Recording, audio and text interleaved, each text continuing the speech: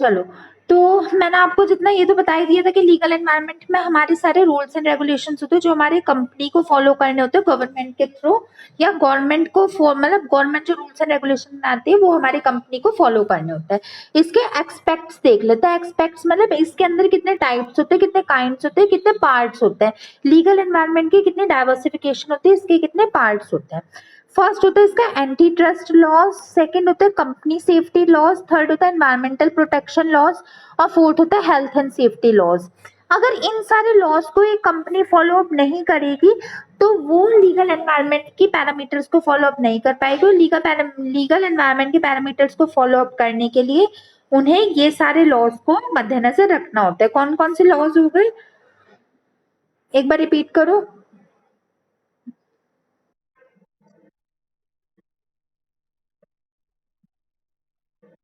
Right, चलो चलो शुरू होते हैं। फर्स्ट है हमारा antitrust law. Antitrust law, इसमें क्या होता है, the main aim and motive of it is to check that no monopoly of the goods can be done in the business. It ensures fair and healthy competition. इसमें क्या होता है, इस legal environment के जो ये पार्ट होता है एंटी ट्रस्ट लॉ में, ये होता है ये चीज देखी जाती है कि आपकी कंपनी में कोई भी पर्सन अपनी मोनोपोली तो नहीं है। हमारा मोनोपोली बोले तो what is the meaning of monopoly?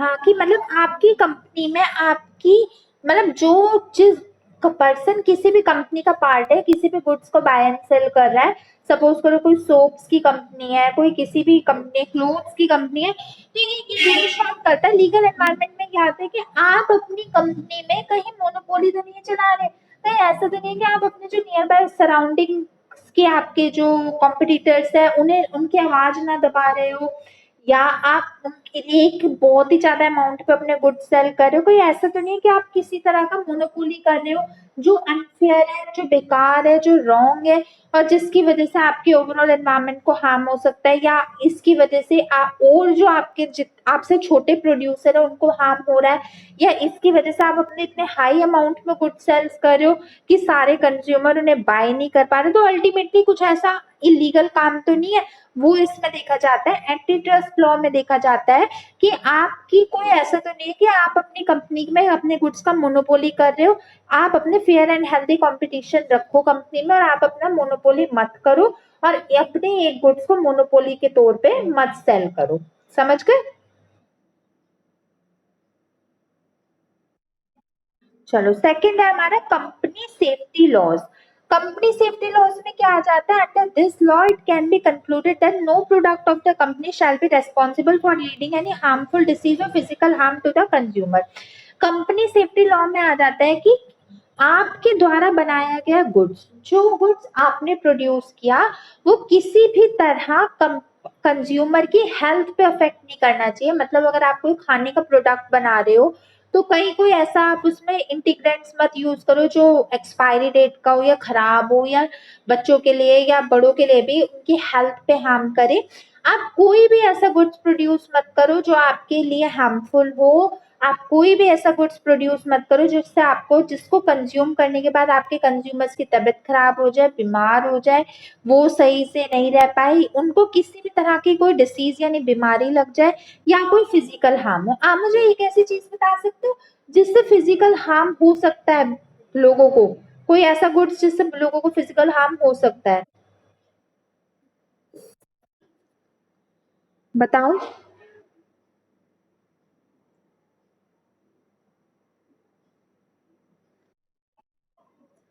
नहीं बच्चा, टोबैको तो पता ही है ना, ये तो गलत है ही। वो तो अब टोबैको या सिगरेट मान ले तो ये या अल्कोहल मान ले, ये तो गलत चीजें है ही है। इसमें तो कोई कुछ कर ही नहीं सकता। कोई जो ले रहा है उसको खुद भी पता होगा ये गलत है। कोई एक ऐसी सही चीज बताओ जो ऐसे इलीगली रिस्ट्रिक्टेड नहीं है और फिर भी उसको खाने के बाद पर्सन को हार्म हो जाए या हो सकता है। जी, पार्डन? हाँ, जंक फूड बेसिकली हम ये कह सकते हैं कि कोई भी आपके गुड्स है, जैसे गुड्स बोले तो आपके बिस्किट्स, नमकीन, या कुछ भी ऐसे आपकी जो चीज है जिसे अगर आप खाओ और उसमें आपके कोई ऐसा इंटीग्रेंट हो जो खराब हो, अनहेल्दी हो, फिट ना हो आपके खाने के लिए, या उसमें कोई गलत चीज मिली हुई हो, तो वो आपकी कंपनी सेफ्टी लॉ या लीगल एनवायरनमेंट के अंदर नहीं आता। मैं आपको एक और बताती हूँ, इससे तो अगर कोई बासी चीज खा लेगा या गलत रॉ मटेरियल की चीज खा लेगा, तो उससे तो ये होगा, उसको हार्म होगा, फिजिकली हार्म होगा, मतलब उसे उससे डिसीज होगी। फिजिकल हार्म हो सकता है आपके कॉस्मेटिक वगैरह के प्रोडक्ट पे, जैसे अगर आपने कोई ब्यूटी क्रीम ली, या आपने कोई हेयर का, बालों का कुछ लिया, शैम्पू वगैरह, या कोई हेयर ऑयल, हेयर स्पा वगैरह, कुछ भी आपने इस टाइप की चीज ली और उसमें कोई ऐसी चीज मिक्स अप हो जो हार्मफुल हो, उससे आपको कोई डिसीज नहीं लगेगी, बट आपको फिजिकल हार्म, यानी आपकी स्किन को हार्म हो जाएगा, आपको इचिंग, एलर्जी वगैरह हो जाएगी। तो ये सारी चीजें हो सकती है। और कंपनी सेफ्टी लॉ कहता है कि अगर आपके द्वारा बनाए गए प्रोडक्ट से अगर कोई पर्सन बीमार हो जाता है या उसकी हेल्थ पे वो डायरेक्टली अफेक्ट करती है, तो आपकी कंपनी लीगल पैरामीटर में नहीं आएगी और आपकी कंपनी बंद भी हो सकती है अगेंस्ट इलीगल क्राइम या क्रिमिनल केसेस। समझ गए? Next, environmental protection law. ये तो नाम से ही पता चल रहा होगा, आज पता है एनवायरमेंट प्रोटेक्शन डे भी है, वर्ल्ड एनवायरमेंट डे भी है आज 5 जून को। तो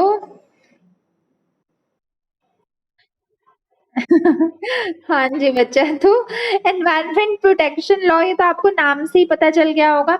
ये ऐसा लॉ है जो स्टेट करते हैं, जो बताता है कि आप अगर अपना कोई गुड्स प्रोड्यूस कर रहे हो या you are producing any goods, तो वो एनवायरमेंट को हार्म करके नहीं बनना चाहिए, या जो भी whatever goods you are producing, जो भी गुड्स आप प्रोड्यूस कर रहे हो, वो हमारे एनवायरमेंट को हार्म करके नहीं बनना चाहिए, वो हमारे एनवायरमेंट के लिए हार्मफुल नहीं होना चाहिए। अवर product must not harm the environment at any cost, by hook और बाय क्रुक। हमारे द्वारा बनाई गई चीज हमारी एनवायरमेंट को हार्म नहीं करना चाहिए। अगर कुछ ऐसा करते हुए पाया गया तो आपको पता ही है, कंपनी को उठा के बंद कर दिया जाएगा। और ये लीगल, अब इन सब की ना स्टडी करनी होती है। कंपनी में ये सारे जो लॉज होते हैं ना, किसी को पता होने चाहिए कि लीगल एनवायरनमेंट होता है, तो लीगल एनवायरनमेंट में कौन कौन से लॉज आते हैं। जो लोग एमबीए करते हैं ना, मास्टर ऑफ बिजनेस एडमिनिस्ट्रेशन, तो वो एमबीए में यही चीजें बताई जाती है कि कंपनी को चलाने के लिए, एंटरप्रेन्योर बनने के लिए कौन कौन से लॉज होते हैं, ये सारे उसमें आते हैं बेसिकली। तो antitrust laws, companies laws, environmental protection law, ये इसमें आ गया। एनवायरमेंटल प्रोटेक्शन लॉ में हो जाता है कि आपके द्वारा बनाई गई चीज किसी भी तरह एनवायरमेंट पे हार्मफुल नहीं होनी चाहिए, और what ever you have produce it must not harm our environment at any cost, ये हमारे एनवायरमेंट को हार्म नहीं करनी चाहिए। क्लियर?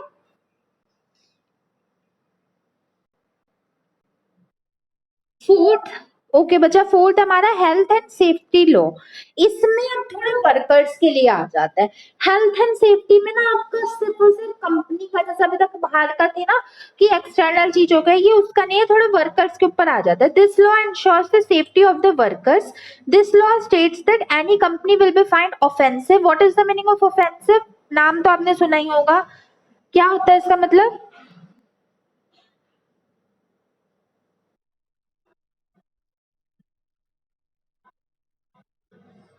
हाँ, ऑफेंसिव का मतलब होता है कि रॉन्ग पाई जाएगी, या क्रिमिनल केसेस में या गलत पाई जाएगी, मतलब कोई भी कंपनी गलत पाई जाएगी अगर उस वो हार्श ट्रीटमेंट करती है अपने एम्प्लॉयज के साथ। If it do harsh treatment with the employees, her company गलत मानी जाएगी अगर वो अपने एम्प्लॉयज के साथ हार्श ट्रीटमेंट करती है। तो अब एम्प्लॉयज के साथ क्या हो जाएगा? एम्प्लॉयज के साथ अच्छा ट्रीटमेंट करो, एम्प्लॉयज को जितनी उनकी सैलरीज है उनको टाइम पे दो। पता है कंपनी में ना काम करने का भी मनी तब करता अगर तुम्हें सैलरी ढंग से मिल रही हो। जैसे आजकल पेंडेमिक के समय में कंपनी वाले सारी एम्प्लॉयज की सैलरीज रोक के बैठे, तो आप बताओ कि वो दिल लगा के काम करेंगे? बिल्कुल भी नहीं। अगर किसी को उसके अमाउंट सही से मिले, उसी वक्त मिले, तो दिल लगा के और अच्छे से तो काम वो उसी का ही करता है, मतलब तभी वो उसी कंपनी में अच्छे से काम कर पाता है। अगर तुम वो दो, साथ साथ कंपनी में जैसे जो एक्स्ट्रा बेनिफिट्स होते हैं, जैसे ग्रेटिट्यूड हो गया, बोनस हो गया, पर्क्स हो गए, और अदर इंसेंटिव्स हो गए, वो सारे भी अगर तुम टाइम से दो, तो और उनसे भी ज्यादा ये होता है कि तुम्हारा गुड्स को बनाते बनाते तुम्हारी कंपनी के एम्प्लॉयज कहीं हार्म ना हो जाए, तुम्हारी कंपनीज के एम्प्लॉयज की कहीं मतलब हाथ वाथ में चोट ना लग जाए या तुम्हारी कंपनी के एम्प्लॉयज को कुछ ना हो जाए। अगर ऐसा हुआ तो फिर तुम्हारी कंपनी लीगल पैरामीटर्स में नहीं आएगी। क्लियर?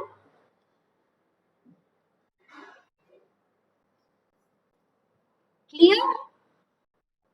ओके बच्चे, एक बार मैं रिपीट कर देती हूँ आपको कि ये क्या होता है 119 में, फिर आप मुझे बताओगे ये क्या होता है।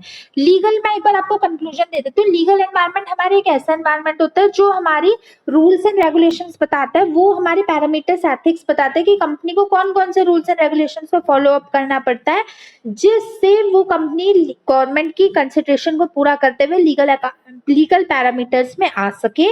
लीगल एनवायरनमेंट के चार एक्सपेक्ट्स होते हैं: antitrust law, company safety laws, environmental protection law और हेल्थ एंड सेफ्टी लॉ।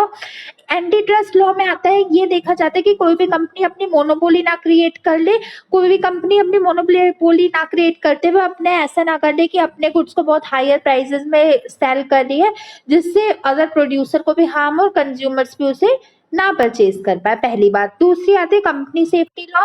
इसमें आता है कि आपके द्वारा बनाए गए प्रोडक्ट में कुछ ऐसी हार्मफुल डिसीज ना हो, कुछ ऐसा फिजिकल हार्म वो आपके कंज्यूमर को ना पहुंचाए। तीसरा होता है एनवायरमेंटल प्रोटेक्शन लॉ। इसमें होता है कि आप अपने गुड्स को प्रोड्यूस करते करते कहीं एनवायरमेंट को हार्म ना करो, इसके बदले में आप सस्टेनेबल डेवलपमेंट के अप्रोच पे जाओ। आपको पता है व्हाट इज सस्टेनेबल डेवलपमेंट? बचपन में किया होगा।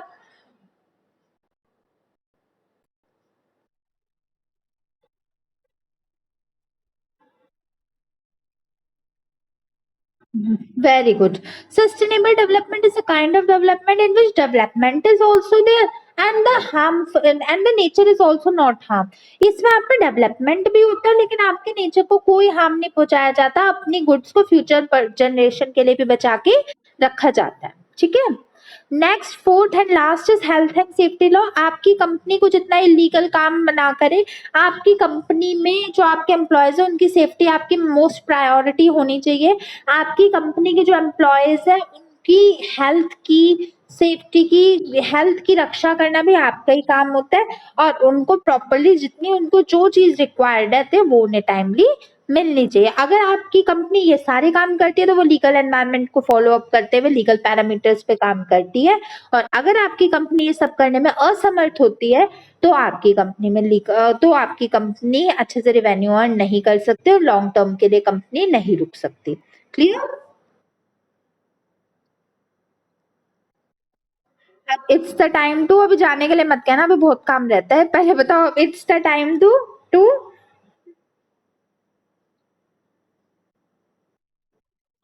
नहीं, answer the question which I will ask.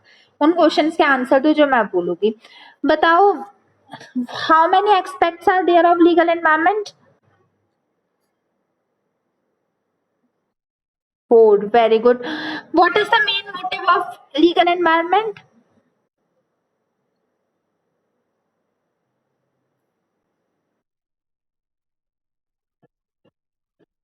Very good. To follow the rules and regulations prepared and made by the government. What is included in antitrust laws?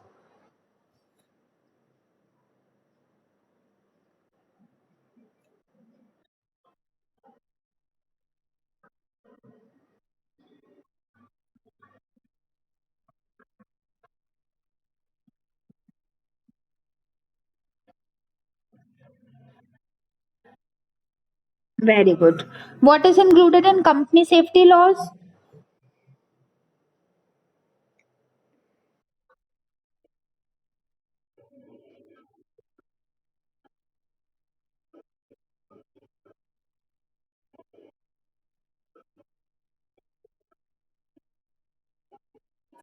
Very good. Physical harm ना पहुंचाए, कोई disease ना कर दे। Environmental protection law में?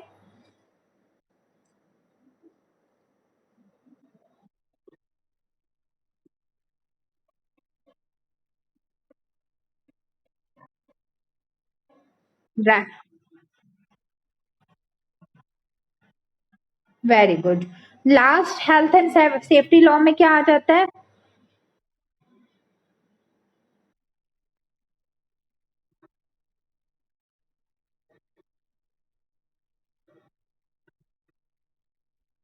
शाबाश, very good. अगर ये सारी एक काम कंपनी इन सब चीजों को फॉलो करती है तो वो कंपनी क्या कर कहलाती है?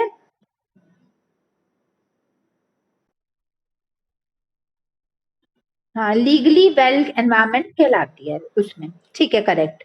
चलो अब हम केस स्टडी करते हैं, बहुत सारी आज केस स्टडीज है वो करेंगे। चलो पहला रीडिंग तो आप करोगे, बीच बीच में मैं बता दूंगी कहाँ रुकना है। स्टार्ट करो, रीडिंग करना स्टार्ट करो। केस स्टडी फोर्थ पहले।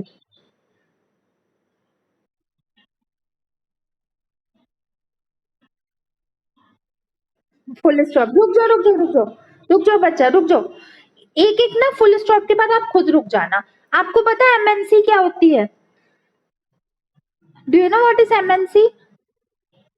मल्टीनेशनल कंपनी, वो कंपनी जो बाहर से आके यहाँ पे सेटअप किया गया है। सौम्या एक एमएनसी में काम करती है और वो लास्ट 5 साल से उसी एमएनसी में काम कर रही है। फुल स्टॉप के बाद रुक जाना, रीड करो आगे।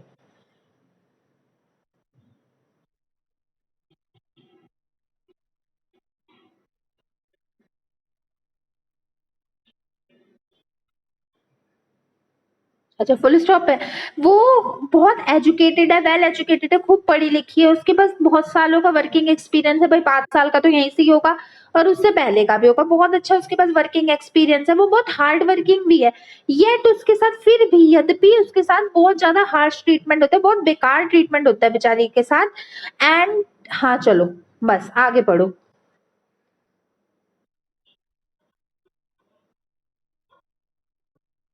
उसे ओवर टाइम करने के लिए भी वो मजबूर होती है, उसे ओवर टाइम भी करना पड़ता है। और ओवर टाइम करने में कोई बुराई नहीं है। अगर किसी को अपनी सैलरी से ऊपर कुछ काम करना, ओवर टाइम करो, बट उसका पे कर दो। मतलब अगर तुम्हारी 25,000 सैलरी है, तुम 5,000 दो घंटे रुक के रात को काम कर रहे हो, तो 5,000 उसको एक्स्ट्रा दे दो, तो कोई दिक्कत नहीं। अगर तुमने ओवर टाइम का पे नहीं किया देन गलत बात है। लड़की होके ये ओवर टाइम कर रही है और उसको फिर भी पे नहीं किया जा रहा, वेरी बैड। आगे पढ़ो।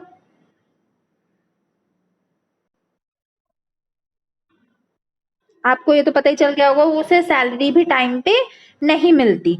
आगे।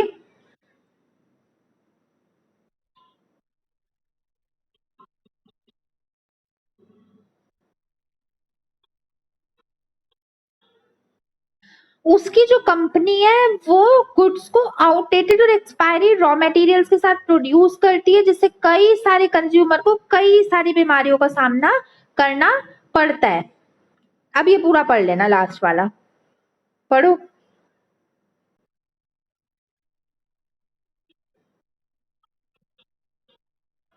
सौम्या ने इसके खिलाफ अपनी आवाज भी उठाई, क्योंकि वो एजुकेटेड है, अच्छी आवाज भी उठाई कि तुम ये गलत कर रहे हो जो कंपनी में अपने इलीगल या आउटडेटेड गुड्स को सोल्ड कर रहे हो। लेकिन उसकी आवाज को दबा दिया गया और उसे थ्रेटन मतलब डराया गया कि अगर तुमने ऐसा किया तो हम तुम्हें लीव द जॉब, या तो नौकरी छोड़ दो या हम तुम्हें जॉब से निकाल देंगे अगर तुमने हमारे खिलाफ आवाज उठाई। तो एज अ डिक्टेटर टाइप के हो, कितनी गंदी कंपनी है। चलो एक बार मैं आपको सम अप में बता देती हूँ। सौम्या एक कंपनी में एमएनसी में वर्कअप कर रही है, 5 साल से काम कर रही है, बहुत एजुकेटेड एक्सपीरियंस है, हार्ड वर्किंग है। फिर भी उसके साथ बहुत हार्श ट्रीटमेंट होता है। कंपनी में उसे ओवर टाइम करने के लिए रोका जाता है, उसके लिए उसे सैलरी भी नहीं मिलती है, और सैलरी भी टाइम पे नहीं मिलती और ओवर टाइम के पैसे भी नहीं मिलते हैं। और उसकी कंपनी आउटडेटेड और बेकार और एक्सपायरी रॉ मटेरियल्स के साथ अपने गुड्स को प्रोड्यूस करती है, जिसकी वजह से कई कंज्यूमर्स को की तबीयत भी खराब हो गई है। सो मैंने इसके खिलाफ अपनी आवाज उठाई, फिर भी उसे डरा दिया गया कि हम तुम्हें जॉब से निकाल देंगे। केस स्टडी समझ आ गई? चलो फर्स्ट क्वेश्चन, इसके काफी सारे क्वेश्चन है। First question, which environment Saumya's company is not following? कौन से इन्वायरमेंट को सौम्या की कंपनी नहीं फॉलो कर रही?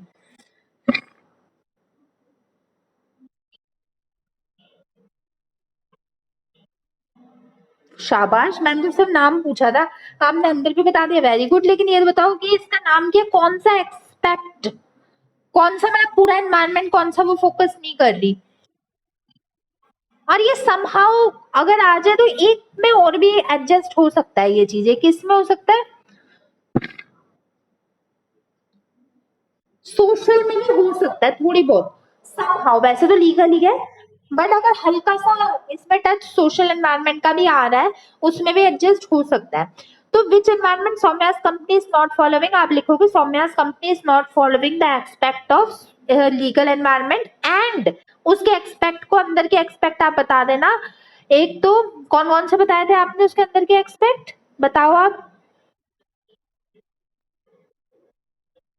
Very good, health and safety law और कंपनी सेफ्टी लॉ, ये दोनों आ जाएंगे, शाबाश। Question number second, why Saumya get threatened, उसे डराया क्यों जाने लगा?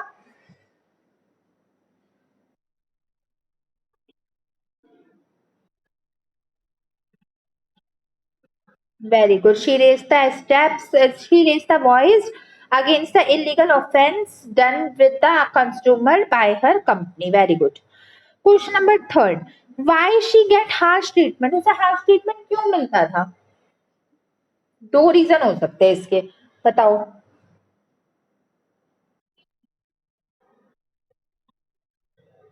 गर्ल की तो बात नहीं है, एक तो ये बात है इसकी कि एक तो उसकी कंपनी थी बेकार, वो कंपनी मानती ही नहीं थी लीगल एनवायरनमेंट को, सोशल एनवायरनमेंट को।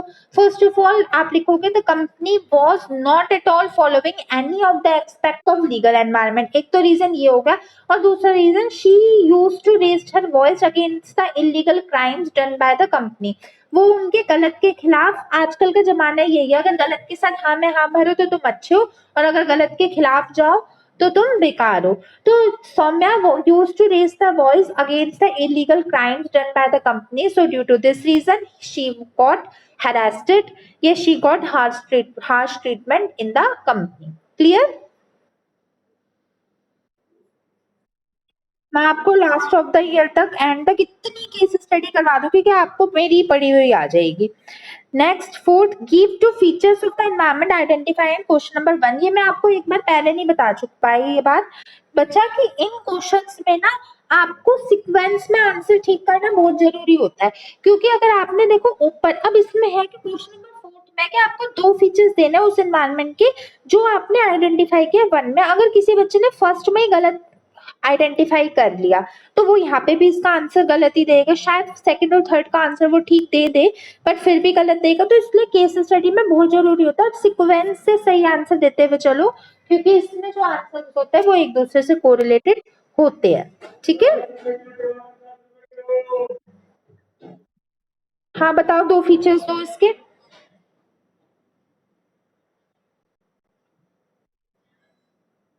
By following legal environment, the company can fulfill the legal parameters of the government. By fulfilling legal environment, a company can acquire maximum customer satisfaction as well as it produce the goods for companies for customer benefits, and it will acquire the profit for larger period of time, and it will also sustain in a company for a sustain in a market for long term. ठीक है, समझ गए? मैं हिंदी में बताऊं, अगर एक company अपने लीगल एनवायरमेंट को, समझ गए बच्चे? समझ, हाँ हाँ बच्चा, मैं बताती हूँ। अगर दो फीचर्स ये लिख लेना, अगर एक कंपनी, इफ अ कंपनी, अगर एक कंपनी लीगल एनवायरनमेंट को फॉलो करती है तो पहली बात तो वो गवर्नमेंट के लीगल पैरामीटर्स के अंतर्गत आ जाती है, वो गवर्नमेंट के लीगल पैरामीटर्स को फॉलो अप करते हुए अपने काम को कंप्लीट करती है। सेकंड, वो सबसे ज्यादा कस्टमर सेटिस्फेक्शन पा सकती है, और अगर देखो अगर तुम कुछ कस्टमर्स के अकॉर्डिंग बताओगे तो वो सबसे ज्यादा कस्टमर सेटिस्फेक्शन और एम्प्लॉय सेटिस्फेक्शन पाएगी। अगर इन दोनों का सेटिस्फेक्शन एक कंपनी पाएगी तो वो ज्यादा से ज्यादा प्रॉफिट अर्न कर सकती है और मार्केट में ज्यादा समय तक टिकी रह सकती है। ठीक है, नेक्स्ट बाबू, what are the consequences of not following it? अगर आप लीगल एनवायरनमेंट को फॉलो नहीं करते तो उसके क्या कॉन्सिक्वेंसेज, मतलब हार्मफुल इफेक्ट होएंगे, बताओ क्या होगे?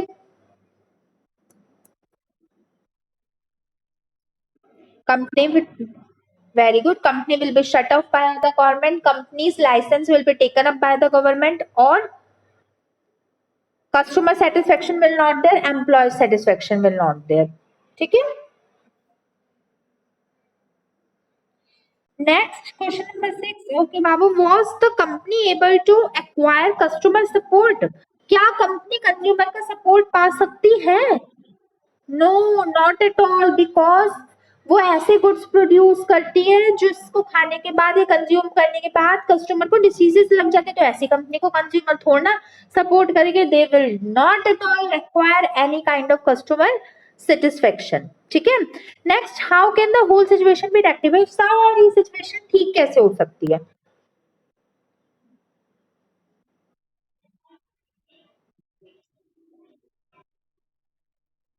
Very good, all the condition will become well if a company start following legal environment। अगर ये कंपनी लीगल एनवायरमेंट को फॉलो अप करने लगे तो सारी सिचुएशन ठीक हो सकती है। क्लियर? ये केस स्टडी समझिए, थोड़ी बड़ी, कम से कम 8 मार्क्स की हो गई है। ठीक है बच्चा, चलो नेक्स्ट, केस स्टडी 5 रीड करो, वही फुल स्टॉप के बाद रुक जाना, रीड करो।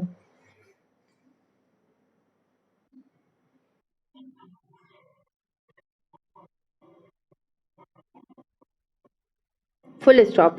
सोलर पावर एनर्जी एक ऐसी कंपनी है जो कस्टमर के सेटिस्फेक्शन को इंक्रीज करने पे बहुत बिलीव करती है।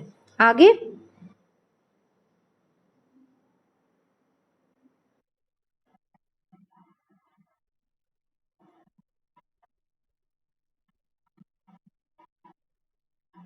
वो हमेशा अपनी कंपनी के ब्रांचेस रूरल एरियाज यानी विलेजेस में या पिछड़े हुए इलाकों में रखती है, जिससे कि कंपनी में एम्प्लॉयमेंट जनरेशन हो सके, ज्यादा ज्यादा एम्प्लॉयज को हम वर्क दे सके, एम्प्लॉयमेंट जनरेशन हो सके बैकवर्ड एरियाज में भी। बैकवर्ड मतलब पिछड़े हुए इलाके में भी। समझ गए केस स्टडी? छोटी ही है ये तो। क्लियर? चलो first question, which aspect of environment solar power energy limited is following? कौन से expect of environment solar power energy follow कर रही है? Very good, social environment is being followed up by solar power energy। Very good. Second, were they working for earning profit? क्या वो profit earn करने के लिए सब काम कर रही है?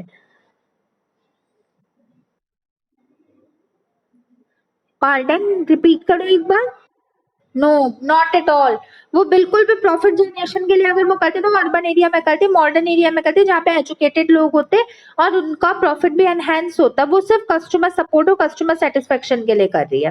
Third, what message they give to the others? वो क्या मैसेज देती है दूसरी कंपनियों पे, दूसरे लोगों को?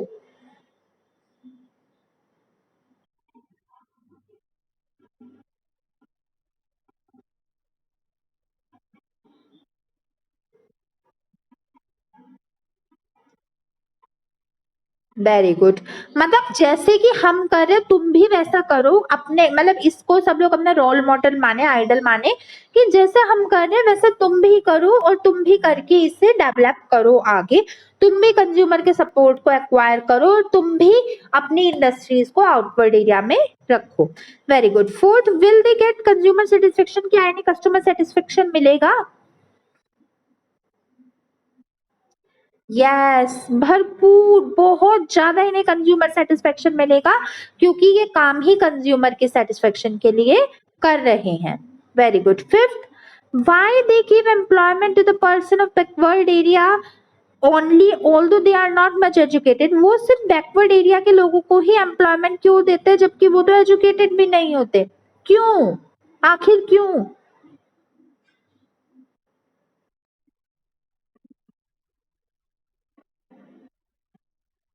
Very good. They are not working to earn a profit. They are working to provide the welfare of the society, to develop the society, and also to enhance the condition of the society। वो condition of society को बढ़ाने के लिए करते हैं, वो इसलिए काम करते हैं ताकि उनकी सोसाइटी में डेवलपमेंटल गोल हो सके, डेवलपमेंट हो सके।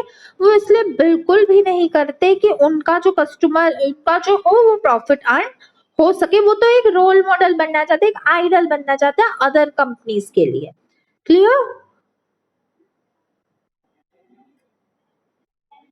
ये भी केस स्टडी समझ आ गई, कोई दिक्कत तो नहीं है?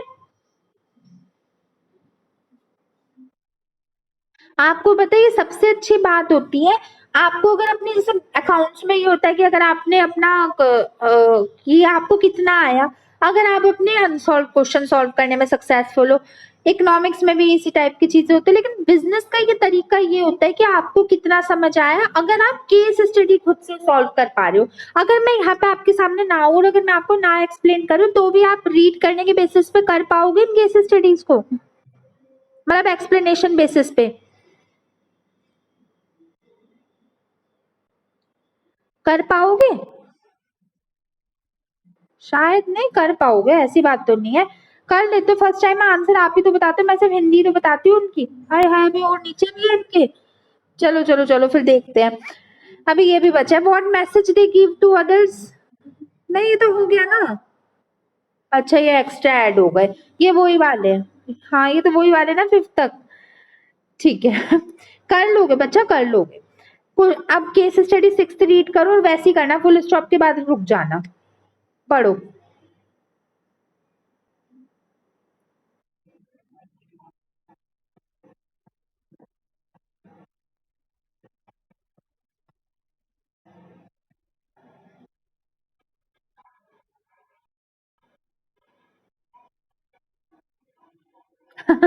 इतना कोई फुल स्टॉप पे नहीं था, डायरेक्ट वन टेक में। मिस्टर शौर्य लिमिटेड एक कंपनी है मिस्टर शौर्य श्रीवास्तव की, जो प्रेजेंटेशन दे रहे थे अपने से छोटे यंगर स्टाफ को। छोटे मतलब वो नहीं एज वाइज छोटे नहीं, जो अपने से पोस्ट वाइज छोटे हैं उन स्टाफ को, कि वो करंट इकोनॉमिक रेट से, टैक्सेस से और पॉलिसीज ऑफ गवर्नमेंट के टच में रहे। अब आप ही आंसर दोगे, मैं कुछ नहीं बताऊंगी, मैं सिर्फ हिंदी बताऊंगी।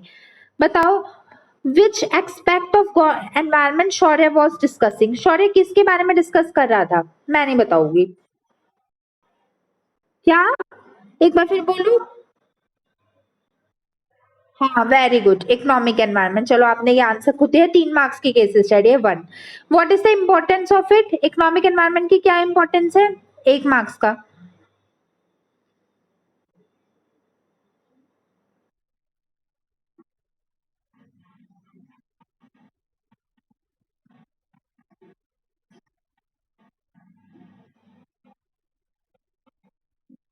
वेरी गुड, अगर हम एनवायरनमेंट के टच में रहेंगे इकोनॉमिक एनवायरनमेंट के, तो हमें current economic rates, current taxes, current policies और गवर्नमेंट के अप्स एंड डाउन पता चलते रहेंगे, ताकि वो हमारे प्रॉफिट अर्निंग कैपेसिटी को डायरेक्टली अफेक्ट ना करे। Very good. वो शौर्य गुड लीडर, शौर्य अच्छा लीडर था।